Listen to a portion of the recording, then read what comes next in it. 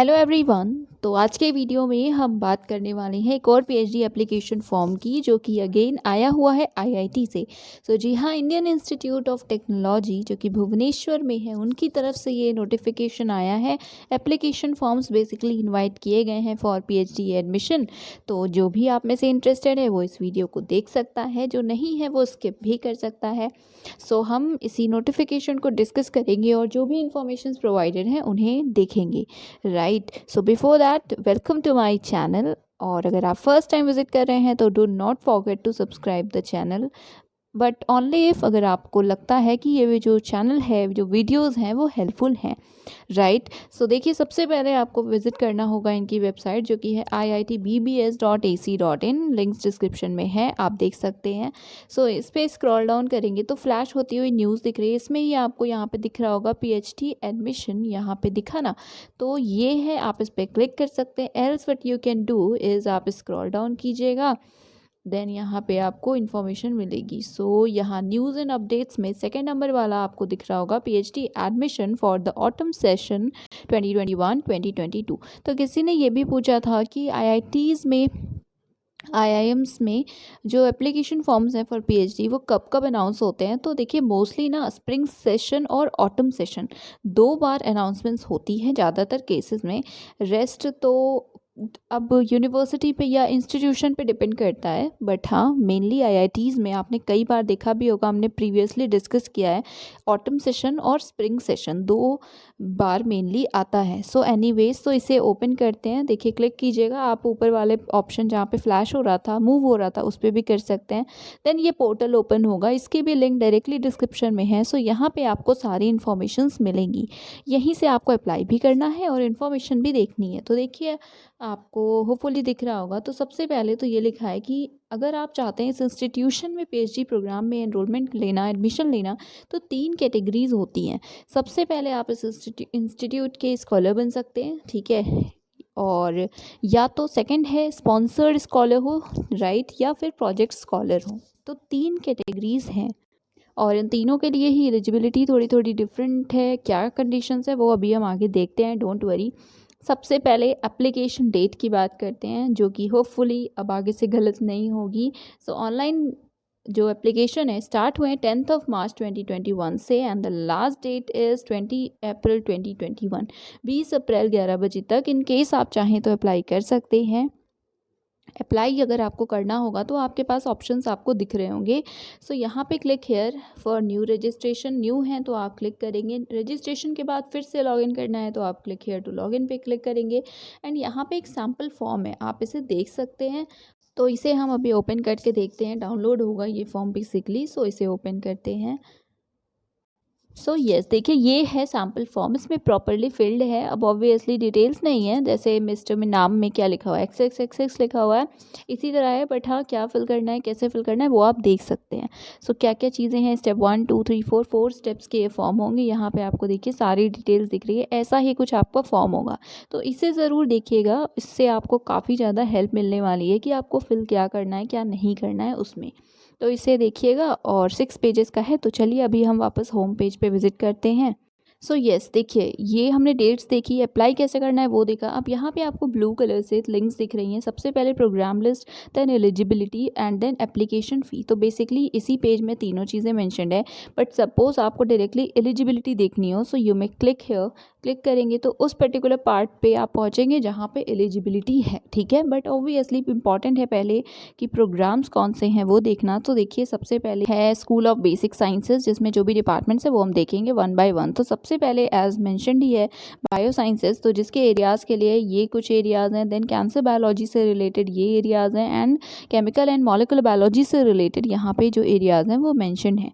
इसको आप देख सकते हैं, अगर इनमें से कोई एरिया है तो आप अप्लाई कर सकते हैं। देन टॉकिंग अबाउट केमिस्ट्री, आप पीएचडी केमिस्ट्री कर सकते हैं। कौन कौन से एरियाज़ हैं वो यहाँ पे गिवन है, आप इसको भी देख सकते हैं इन केस आप केमिस्ट्री के कैंडिडेट हैं तो। इनऑर्गेनिक केमिस्ट्री के एरियाज़, ऑर्गेनिक केमिस्ट्री के एरियाज़ सभी यहाँ पे दिए हैं। फिजिकल एंड कंप्यूटेशनल केमिस्ट्री के एरियाज़ भी मेंशन हैं या गिवन है। देन है फिजिक्स, जिसमें आपको थ्रस्ट एरियाज़ दिख रहे हैं, डिफरेंट हैं, आप चेक कर सकते हैं। एंड देन मैथ्स, तो बेसिक साइंसेज में ये सभी आपके डिसिप्लिन या डिपार्टमेंट्स थे।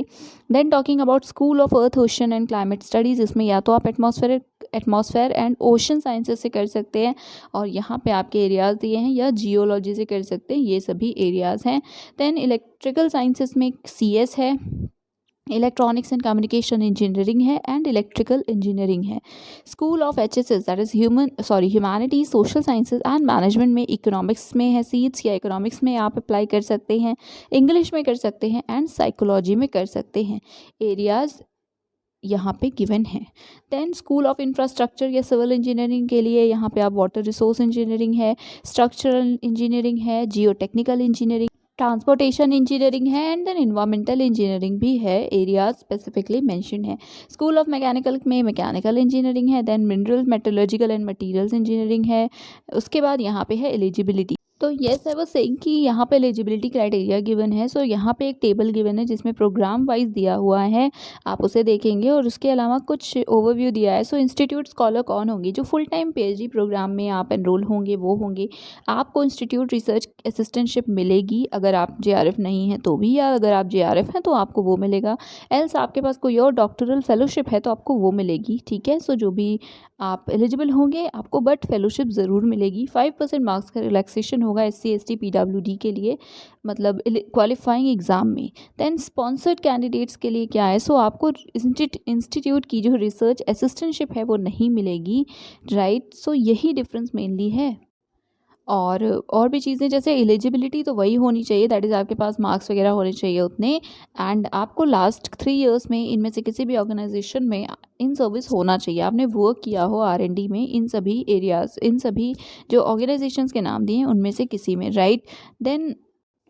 देन थर्ड कैटेगरी है प्रोजेक्ट स्कॉलर की, आप प्रोजेक्ट बेसिस पे भी जुड़ सकते हैं इनसे, कंडीशंस यहाँ गिवन है। So now talking about eligibility criteria, तो प्रोग्राम वाइज है, हम एक बार देख लेते हैं। सो 60% मार्क्स मिनिमम विथ, मतलब 60% मार्क्स हो, या ग्रेड पॉइंट में 6.5 CGPA हो 10 पॉइंट स्केल में, ME MTech में, राइट। उसके अलावा आपके पास अप्रोप्रिएट या वैलिड गेट स्कोर भी होना चाहिए, ठीक है। जिस ईयर में आपको एडमिशन लेना है वैलिड हो, या BE BTech वाले भी अप्लाई कर सकते हैं। 70% मार्क्स या 7.5 CGPA एंड गेट स्कोर हो आपके पास, या आपके पास UGC CSI या नेट का JRF हो, right. And valid GATE score हो, या फिर आपके पास UGC CSIR का किसी का भी नेट JRF हो, राइट। और एकेडमिक रिकॉर्ड भी ऑब्वियसली अच्छा होना चाहिए। और में 60% फिर से लिखा हुआ है कि आप मास्टर्स हैं साइंस में, MSc किया हुआ है, और गेट स्कोर है, या UGC नेट JRF क्वालिफाइड है तो आप अप्लाई कर सकते हैं। प्रोविजनल सर्टिफिकेट भी एक्सेप्टेबल है, ये भी मेंशन है। सो येस, प्रोविजनल सर्टिफिकेट सब में ही अभी, मतलब अगर आपको फाइनल सर्टिफिकेट्स नहीं मिले तो प्रोविजनल भी आप अप्लाई कर सकते हैं, प्रोविजनल भी सबमिट कर सकते हैं। और जो बाकी सभी एग्ज़ाम्स हैं जैसे 10th है 12th है, हर लेवल पे आपके 60% से ज़्यादा मार्क्स होने चाहिए, राइट। एंड बाकी आप एक बार अच्छे से पढ़ लीजिएगा, ठीक है। फिर बेसिक साइंसेज में भी सिमिलरली है। तो आपने ऊपर अपने एरियाज़ देखे होंगे, अब आपका एरिया जो भी है, आप एलिजिबिलिटी में उसी एरिया के सामने जो भी लिखा हुआ है उसे अच्छे से पढ़िए। और बेसिक साइंसेज में भी जो मेन चीज़ है वो उसकी बात करें तो आपके पास या तो गेट स्कोर हो वैलिड, या फिर नेट JRF होना चाहिए। 60% मार्क्स लिखे हुए हैं मास्टर्स में, और 55% मार्क्स बैचलर्स में, 60% अगेन बाकी एग्जामिनेशंस में। जियो साइंस के लिए भी सेम है। देन यहाँ पे क्लाइमेट साइंसेज हैं, उसके अलावा PhD है humanity social sciences and management में। तो उसके अलावा नोट ये में यही है कि 5% मार्क्स में रिलैक्सेशन है SC ST PWDs को। एंड एप्लीकेशन फ़ी कितनी है, सो एप्लीकेशन फ़ी है ₹500 for general and OBC candidates, and ₹250 for SC ST या PWD कैंडिडेट्स। तो 500 एंड ₹250 आपकी फ़ी है।